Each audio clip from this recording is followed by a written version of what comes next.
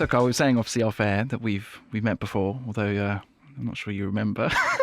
But No, I think I don't, and I don't know what the protocol is in this industry. A lot of people say you're meant to sort of go, "Oh yeah," but I just think lying is the worst thing you can do because you're just digging a bigger hole. So you're better off just from the outset. It was the screening, wasn't it? That you said. yeah, the first series. Well, and my second head at screenings, honestly, I'm terrified. I'm nervous. It's not my environment that I'm happy in. So don't take it the wrong way that I don't remember you. But there was quite a lot of people there. And in this industry, there's a lot of people hanging around who go, I don't know what you do. You were probably having that moment at the bar, that slight bit of peace. I don't even remember having time to be at a bar. This was after it. This was after the screening, so we'd seen episodes 1 and 2. I do remember it now. So it's in that other room. But there was a few people sort of lurking around. I was like, I'm a huge fan of your previous work. You were with someone. I was with 2 girls, 2 influencers, yeah. You're doing a good job of pretending. Slightly no, I've just remembered then. I'm quite sad that we captured Carl remembering this interaction because I really enjoyed it previously when it was just... He doesn't remember. Absolutely no recollection. It's the story of my life. It blocked it out because obviously it wasn't important to my brain. It wasn't a big highlight of my life, and it's gone. But it's interesting how the brain still remembered it when you explained it a bit more and a bit more and a bit more. The visual cues reminded you of being in the situation. Yeah, it's really weird that. I think Tom was probably having one of those moments where he forgot that you could see him. So he was just staring at you. Yeah. I just think the whole famous thing is ridiculous. And I'm not comfortable even you being a fan, in a way. So as we said, our podcast is called Plot Twist. So we're looking at talking about unexpected twists and turns that occur on or off screen. But I suppose the most obvious place to start is what's your favourite sort of plot twist that you've seen in a movie or a box set, or do you have one that particularly stands out sort of in your mind as the most memorable? Do you know, I shouldn't be on this because I don't watch that much telly. Do you not? No, and I think if I did, I probably wouldn't have had a go at making telly. Well, because you've been intimidated by it, maybe. Yeah, and it's weird how now I'd say since I've been doing this, I've watched a bit more, and now I do feel more intimidated because I'm aware of how good some of it is. Is it almost like an open audition versus a closed one? Yeah. When you don't know who else is Yeah, you're auditioning. right. Yeah, that's exactly what. But what it's makes like. you different to anybody else in that sense? What are you saying? Are you having a go? No, not at all. No, but it's in What you think everybody's like that, or But why shouldn't you go onto a set and feel like, well, I'm no different to you. I can do this. because most people have had training and they can do it. I can't ever imagine working on something that I'm not involved in. I don't think anyone's going to be going, Pilkington's who we need here, get his agent on. I don't think that's ever going to happen. Everything's always been because I'm involved in it. And maybe, to be honest, I'm a bit of a control freak, so I don't know how I'd take it if, Spielberg or whoever said, get Karl in. I'd probably talk myself out of it before anyone's turned the camera on. Most people who get into this sort of work are probably from a certain background, a certain confidence. They're just made for it more. More of They've an thought it extrovert. through more. They've thought it's a dream. They're chasing it. Whereas all this is, I fell into it, didn't I, by accident. So I'm always a bit kind of, what are people going to think of this? And everybody knows I'm blagging it. Was there any Everyone part knows of I'm you blagging it. before that I looked ahead and thought, actually, I would like to do this, No. years and years ago? I mean, I enjoyed watching the odd film and what have you, and I did a few things at school, public speaking and a bit of a talent show thing, but it wasn't kind of like, do you know when people talk about it and they came off stage and they go, this is it, I've found my destiny, or all that.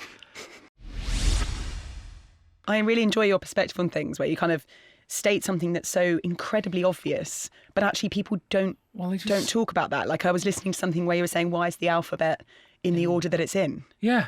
I mean, that's not actually a question that I've ever heard someone ask before, but actually it's such a glaringly obvious question. Well, it seemed like such an important thing at school. Like they're telling you to know this thing in this order.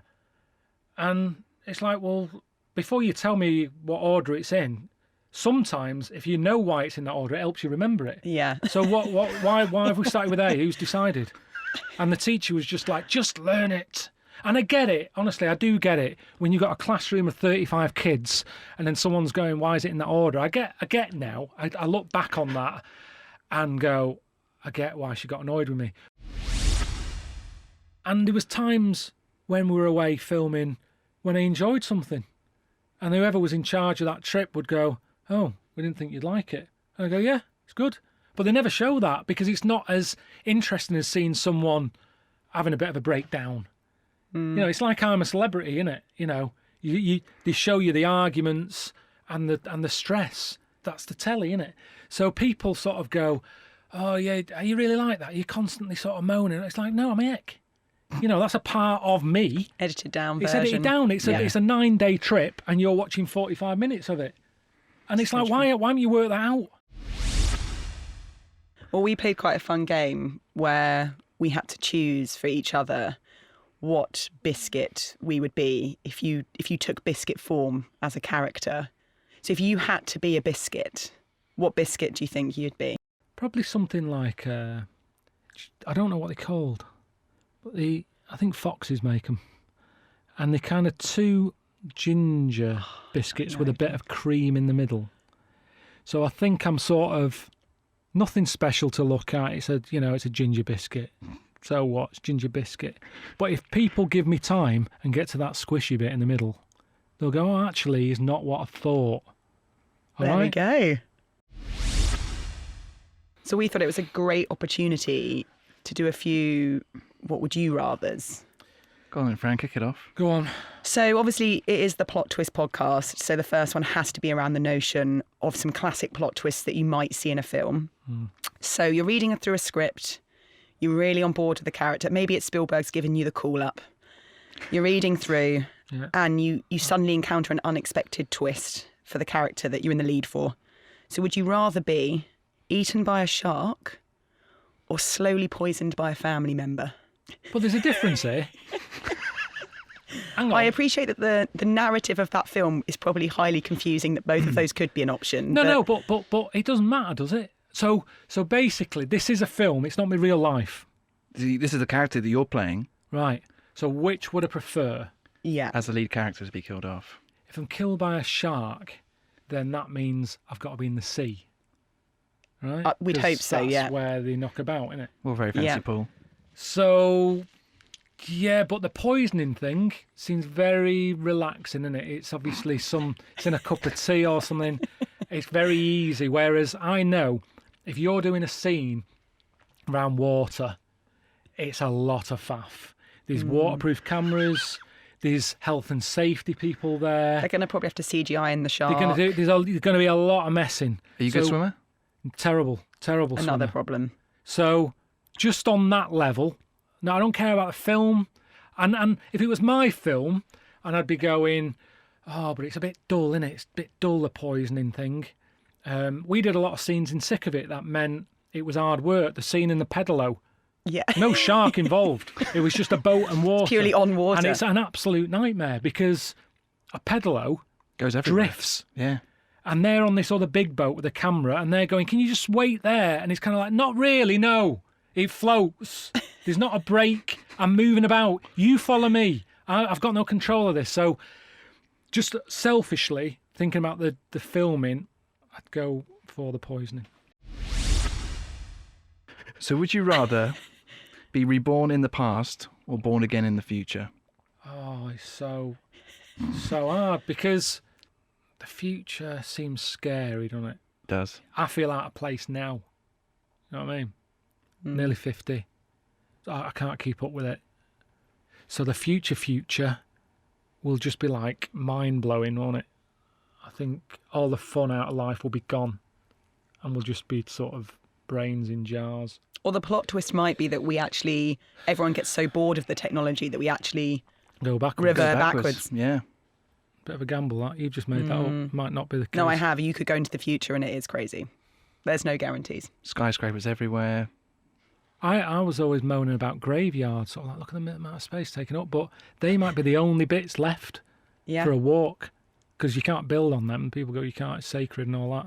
But so they might be where families go for picnics. You might be picnicking on top of dead bodies because that's the only bit of green land left. So, I thought you would have said the past. I know, but there's a little bit of me that's like the future. You wanna look round the corner a bit, don't you? There's a bit that's like, how is all this going to end?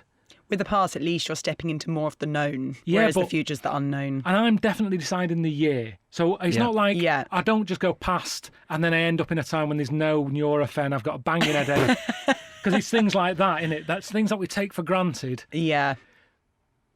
I feel like I'm answering this without being honest. I with also you. feel like you're answering as though we're about to put you in a time portal machine and put you there. I know, because isn't that's it, isn't it? It's a question, so you've got to think it through. And like, I don't want to walk out of here and go, oh, what have I done? No, sod it. I'm gonna go future. Ooh. Oh, adventurous. Go for it. Talk Just- about do it, unexpected Karl. turns. Yeah. We kind of know what's been, and I suppose it can't be that bad. I said the future was going to be bad, but there's good and bad at every time, level. isn't there? Every Yeah. time you go back, you haven't told me what life I'm being born into. I could be like some king. You don't know. So I'm going to go. It's more exciting. The unknown. Go on.